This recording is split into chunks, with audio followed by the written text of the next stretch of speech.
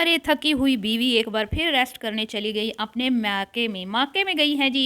कौन आपको बताती हूँ। अभी गई हैं हमारी नई नवेली दुल्हन, हमारी राज दुलारी, हमारी प्यारी ईमान। Wow clapping. शादी को कितने दिन हुए हैं जी, 1 डेढ़ माह हुआ है, जिसमें 1 महीना मुझे लगता है कि वो अपनी अम्मा के घर में ही रही हैं। और वो अपने घर में इतनी मुशक्क़त करती हैं, इतनी मुशक्क़त करती हैं बकौल उनके सास के, कि वो अपनी अम्मा के घर में रेस्ट करने गई हैं। इस पे बात करेंगे कि शोहर का फिर से क्या रद्द अमल आया, जब शोहर को, और मज़े की बात है कि शोहर को कभी भी नहीं पता होता कि मेरी वाइफ जी कहाँ हैं।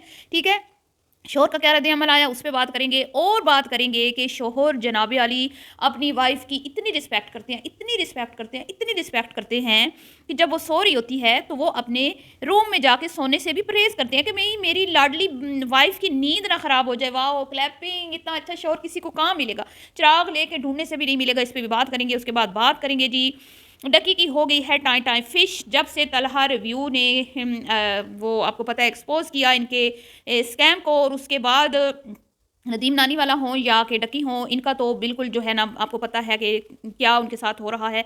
बहुत सारे लोग हैं जो मंजर आम पे आ रहे हैं और उन्होंने बहुत बहुत बड़े बड़े इंकशाफात किए हैं। और ना सिर्फ तलहा का साथ देने का कि ऐदो पमा किए हैं, बल्कि आज जो शाम इदरीस ने वीडियो अपलोड की और 7 साल पुरानी कहानी एक बार फिर लोगों के सामने रखी और लोगों के ज़मीर को झंझोड़ने की कोशिश की। और उसके बाद जो रद्द अमल आया और जो शाम इदरीस के साथ उस टाइम हुआ था, और जिन लोगों ने डकी के कहने पे आके उनके साथ वो सब कुछ किया, उनकी वाइफ को और शाम इदरीस के साथ जो एक मॉल में हुआ था, वो तमाम चीज़ें, उस पे कई लोगों ने उनसे माफ़ियाँ भी मांगी जो उस टाइम डकी साहब की टीम में शामिल थे। तो वो कौन है, वो उन पर भी बात करेंगे। और बात करेंगे जी कि अब तो इंडियन रिएक्शंस चैनल वाले भी डकी रजब और नानी वाला पर थू थू कर रहे हैं और तलहा को सपोर्ट कर रहे हैं।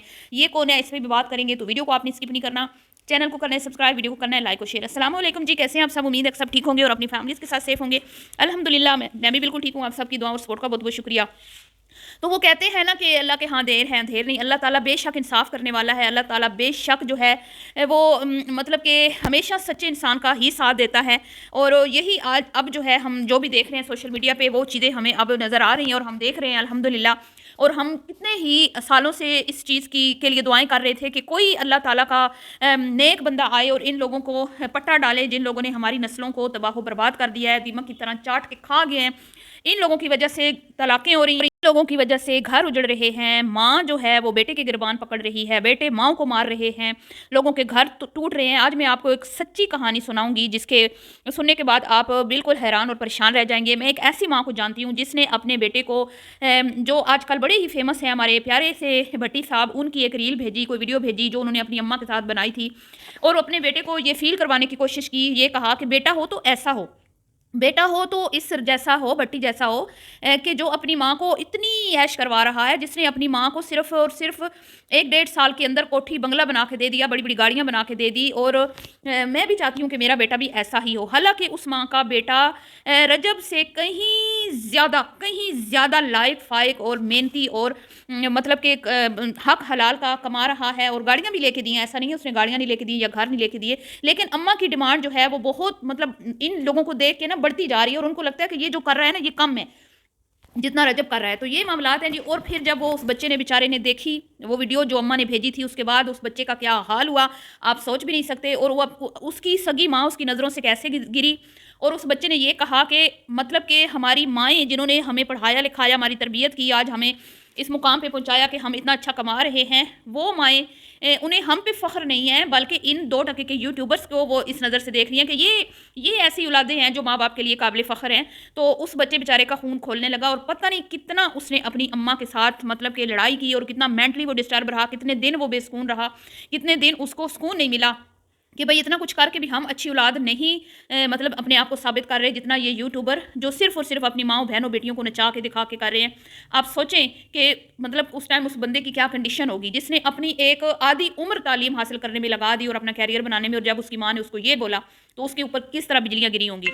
ये जो मैंने आपको बात बताई है ये कोई कहानी नहीं है, ये बिल्कुल सच्चा वाकया है। ठीक है, और मुझे मतलब ये बहुत ही मेरे करीबी लोग हैं जिन्होंने मुझे ये बात बताई है। ठीक है, उनके साथ ये वाकया हुआ। इसी तरह ایک ایک دماد جس کی خواہش ہے کہ میری ساس مجھے ایسے ڈیل کرے جیسے ڈکی کی ساس اس کو ڈیل کرتی ہے، مطلب کہ اس کی ساس ہمیشہ یہ کہتی ہے کہ جو سعد نے کہہ دیا وہی ہوگا، جو سعد نے کہہ دیا وہی ہوگا، جو سعد نے کہہ دیا وہی ہوگا.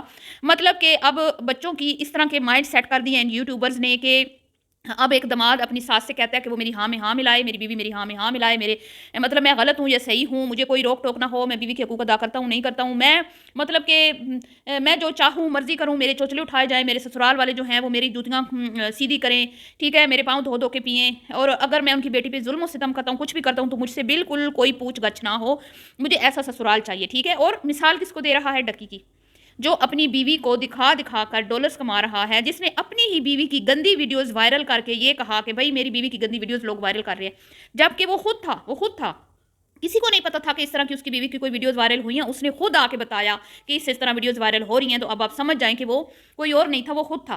تو اس طرح کے معاملات ہو رہے ہیں، گھر اجڑ رہے ہیں، بچیوں کو ڈائیورسز ہو رہی ہیں، مطلب ڈائیورس دے رہے ہیں لوگ، ماں بیٹے کے درمیان فتنے جو ہیں وہ برپا ہو رہے ہیں. اور ابھی میں نے کچھ دن پہلے بھی ایک ویڈیو میں بتایا تھا کہ ایک میری سبسکرائبر ہے، انہوں نے بتایا کہ میرے چھوٹے بھانجے نے اپنی اماں کے منہ پہ تھپڑ مار دیا، یعنی کہ اس کی بہن کے منہ پر. تو جب ماں نے پوچھا بچے سے کہ تو کیوں آپ نے مجھے مارا، تو کہتا ہے کہ رجب اپنے ماں باپ کے منہ پہ مارتا ہے تو اس لیے میں بھی آپ کو ماروں، میں نے تو ولاگ میں دیکھا تھا، میں نے تو ویڈیو میں دیکھا تھا. یہ چیزیں دیکھ دیکھ کے پھر آپ کہتے ہیں کہ ہم یہاں پہ آ کے ان سے جلتے ہیں، ان سے ہم جلتے نہیں ہیں، ٹھیک ہے جی. ہمارے سامنے ہمارے اپنے پیاروں کے گھر برباد ہو رہے ہیں تو ہم آ کے یہاں پہ بات کرتے ہیں. اب جی انڈیا والے بھی تھو کرنے لگے ہیں. کافی بین ایک چینل ہے جس کے اوپر بیٹھ کے ایک لڑکی ریویو دیتی ہے، اور انہوں نے ان کی ماں بہن ایک کی ہے جی، ان کی صحیح چترول کی ہے، بٹی ہو ڈکی ہو نانی والا ہو، اور اس نے، میں کہتی ہوں کہ وہ بالکل ٹھیک کہہ رہی ہے. میں یہاں پہ بالکل بھی اس کو یہ نہیں کہوں گی کہ آپ کون ہوتی ہیں ہمارے یوٹیوبرس پہ بات کرنے والی. ایک بات اس بندی کی سچی تھی. شرم آتی ہے جب اس طرح کے لوگوں کی وجہ سے دوسرے ممالک کے لوگ بھی ہمارے اوپر تھو کرتے ہیں، بڑا ہی دکھ ہوتا ہے. ٹھیک ہے، ہمارے پاکستان کے لوگ باہر جا کے اسکیم کرتے ہیں، اپنی عوام کو بدو بناتے ہیں، اور فیک کمپنیز، اور وہاں پہ لوگوں کے ساتھ مطلب کہ لوٹ مار، اور کتنے ہی کنٹریز کے ویزے بند ہو چکے ہیں پاکستان کے. کچھ ممالک پاکستانیوں کو اپنے ملک میں گھسنے نہیں دے رہے. بس اب ایک یوٹیوب رہ گئی تھی، اس پہ بھی ان لوگوں نے گند اور غلاظت مچا کے رکھ دی ہے، اور لوگ ہم پہ تھو کر رہے ہیں.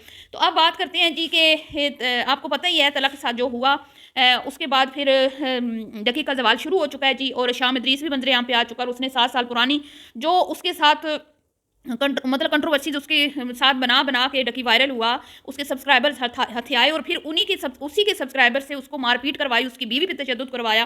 وہ ساری چیزیں جب اب کھل کے سامنے آئی ہیں، اس ٹائم تو اس کا ٹائم تھا نا، جیسے اب بھٹی صاحب کا ٹائم ہے، اس ٹائم اسی طرح ڈکی صاحب کا ٹائم تھا. تو کوئی بھی ماننے کو تیار نہیں تھا کہ ادریس جو ہے اس کے ساتھ ناانصافی ہوئی ہے. لیکن اب شام ادریس کی باتیں سب کو سچی لگنے لگی ہیں، اور اس وقت جو اس گروپ میں تھے، جو مار پیٹ کرنے والے گروپ میں تھے، انہوں نے بھی آ کے شام ادریس سے معافی مانگی ہے. تو اسے کہتے ہیں جی اللہ کے ہاں دیر ہے، دیر نہیں ہے اللہ کی ذات بے شک انصاف کرنے والی ہے. اور آج انصاف ہم اپنی آنکھوں سے دیکھ رہے ہیں. جو ہم اتنے عرصے سے صبر کر رہے تھے کہ کوئی مسیح آئے، وہ طلحہ کی صورت میں آیا اور وہ چھا گیا، اور اس کے ساتھ جو کھڑے ہیں، جتنے بھی کھڑے ہیں، اس کے ساتھ دینے والے تمام ہمارے ملک کے ہیرو ہیں. جہاں ہمارے ملک میں برائی پھیلانے والے چند مٹھی برابر لوگ ہیں، وہاں پہ اچھا کام کرنے والے بھی بہت زیادہ ہیں الحمدللہ. اور ہم ان سب کے ساتھ ہیں، ان سب کو اپریشیٹ کرتے ہیں، ہماری دعائیں ان کے ساتھ ہیں.